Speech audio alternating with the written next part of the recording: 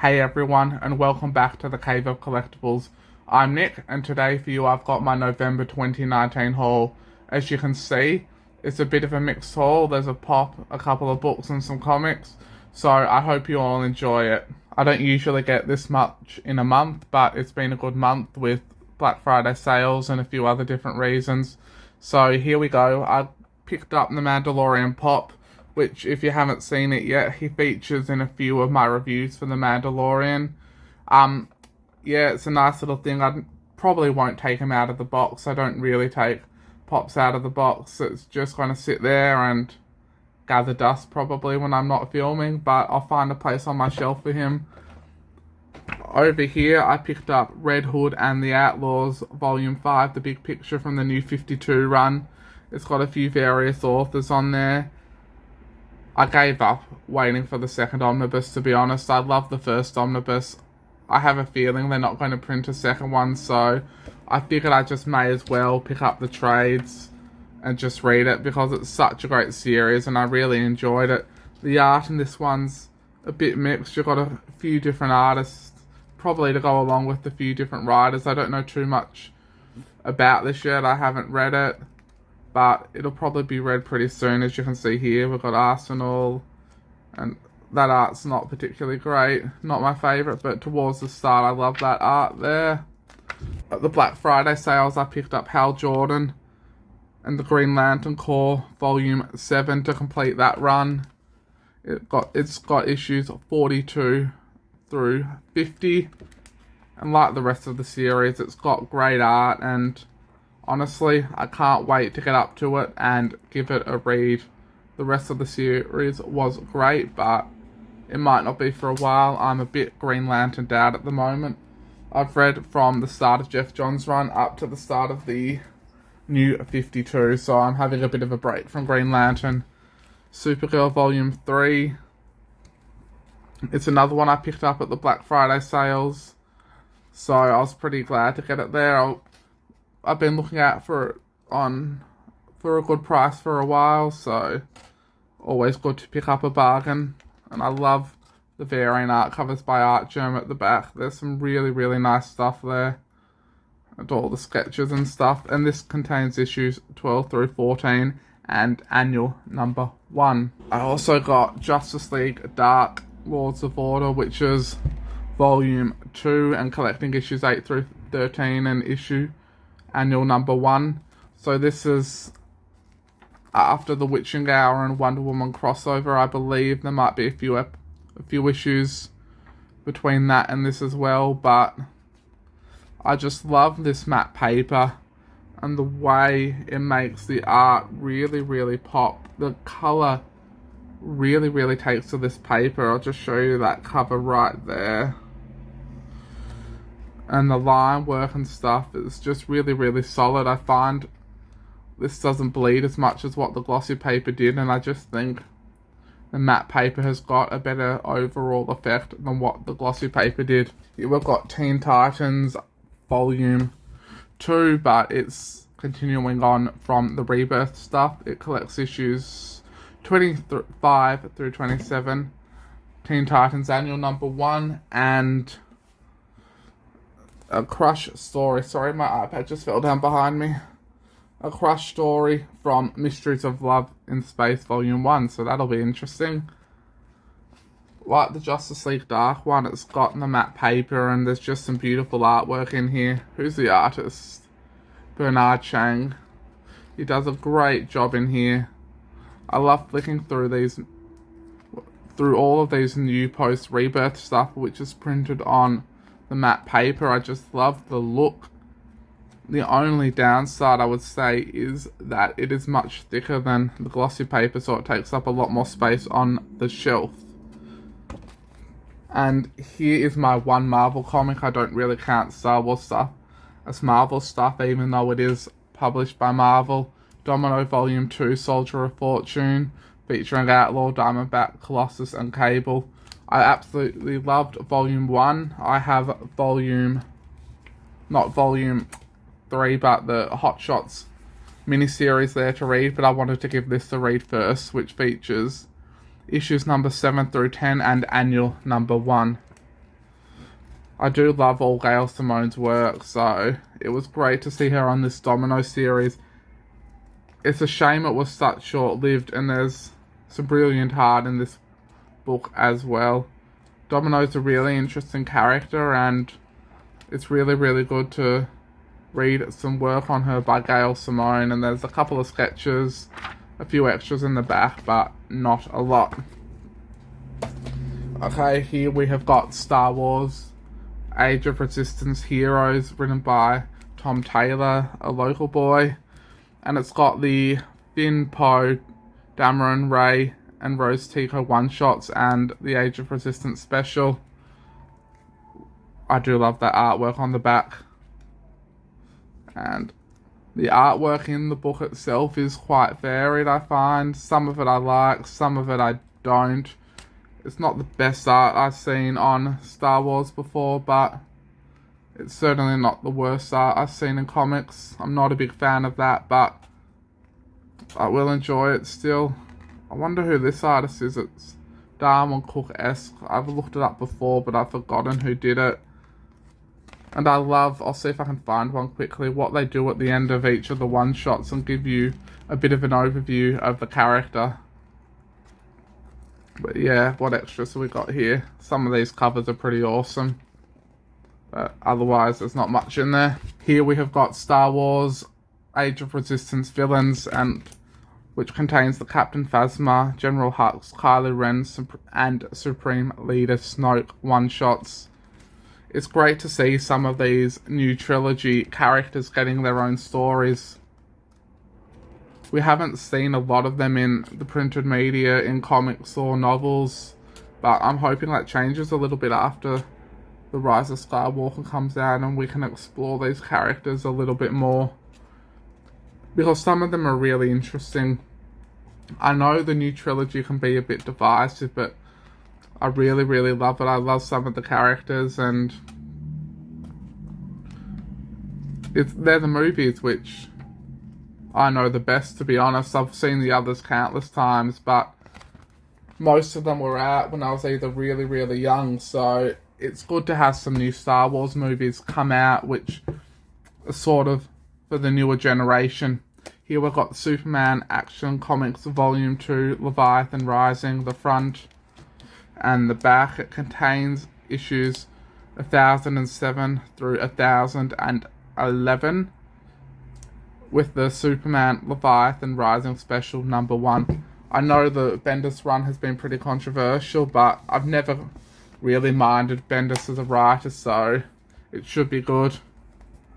Once again, it's printed on the matte paper, which do make the books quite thick and make storing them a bit hard, but I believe it really, really makes the artwork pop. That's just some beautiful stuff in there. I'm really, really looking forward to giving this a read. Is that Manhunter? I haven't seen her in a while, I don't think. And there are many extras in the back. Some of these I haven't even looked through yet, so I'm not sure what's in them. Wow, some of these variant covers are pretty nice. I do love Francis Manapul's art. A couple of sketches, and yeah, some other books. Just move them out of the way and onto Doomsday Clock, Part 1. I know a lot of people don't like this being printed off in 2 different trade paperbacks, or 2 different hardcovers, I should say, but honestly, I don't mind it. Oops, there it goes. I like having the sort of smaller hardcovers, more portable, and yeah, it's a pretty heavy book, so it's still got the glossy paper. This is Doomsday Clock 1 through 6. Issue 12's not even out yet, so I'm not even going to bother reading this till I get the second one, so I'm looking at probably another 3 or 4 months at least, which is probably getting close to 3 years since Doomsday Clock first came out. Gary Frank does some great art in here. I hope it's worth the wait, I really do. I don't really know too much about it. I haven't been following the reviews. I just know that it's been delayed and delayed and delayed, and it's pretty much killed the series. But from what I've heard, it will read much better as a collected edition. Here we've got Heroes in Crisis, The Price and Other Stories. Show you the back. It collects Batman 36, Batman 64 through 65, The Flash 64 to 65, The Flash Annual 2, Green Arrow 45, 48 through 50. Sorry, it has been a long day. And here I'll show you the Dust Jacket, Flash and Batman.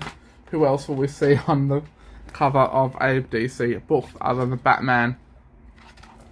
Now there's some great art in this. I believe it's written by the guys who write the ongoing. I know who they are, I just can't remember them at the moment. But some beautiful artwork in here. Again, I'm really looking forward to getting into this. I've picked up Heroes in Crisis the other month, but I love Tom King's writing, so I'm hoping Heroes in Crisis and these tie-in issues will be really good. Let's see what extras there are at the back. Not a lot, just a couple of variant covers. It's a big book as it is. It's great to see Green Arrow back and playing a larger role. Bam, that's an awesome cover. That is an absolutely beautiful cover. Here we are, the last comic, The Flash Year 1 by Josh Williamson, Howard Porter, and Hi-Fi. It contains issues 75. Let me start again. It contains issues 70 through 75. It's a beautiful cover that I don't know why it hasn't been given a volume number. I find it a bit confusing. Maybe they want it to stand as a standalone in the future, but I don't know. Oh wow, that's a beautiful cover there. You've got the spine, and then you've got the back cover there.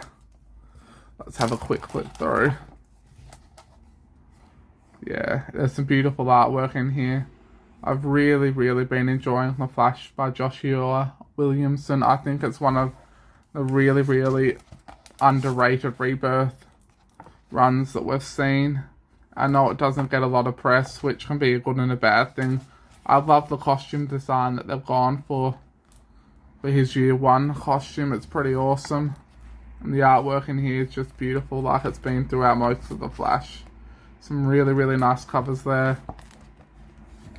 Go through a bit more. And let's flip to the end. And yeah, some beautiful variant covers. I think that looks about it for the extras. Bam.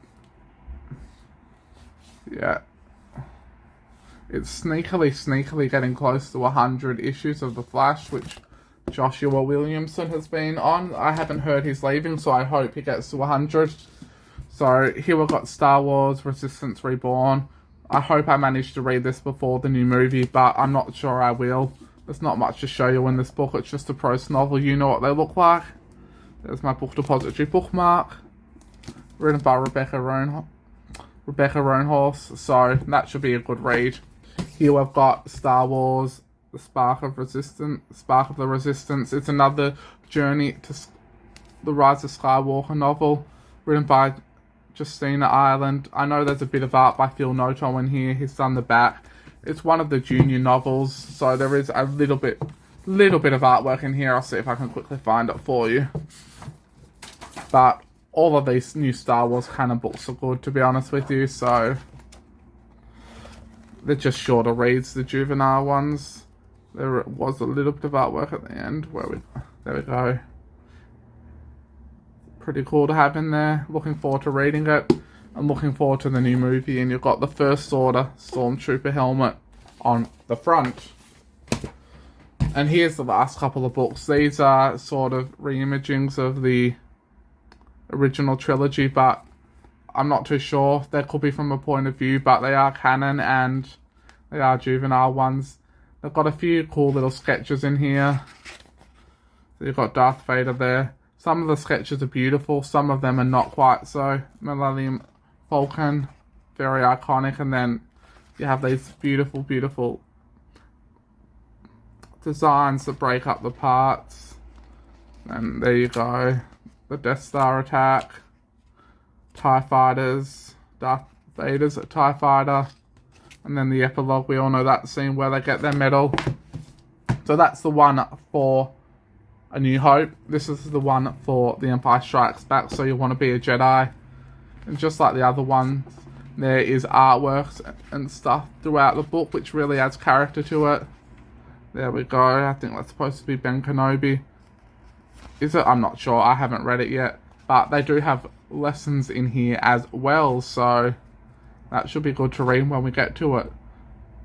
Boba Fett. And yeah, just a beautiful little bits of artwork in here, I find, just add something to the story. And here's the final one. Beware the power of the dark side, a bit bigger than the others. But once again, there's all these sketches throughout it. I had a bit of a flick through the Rancer and Luke there.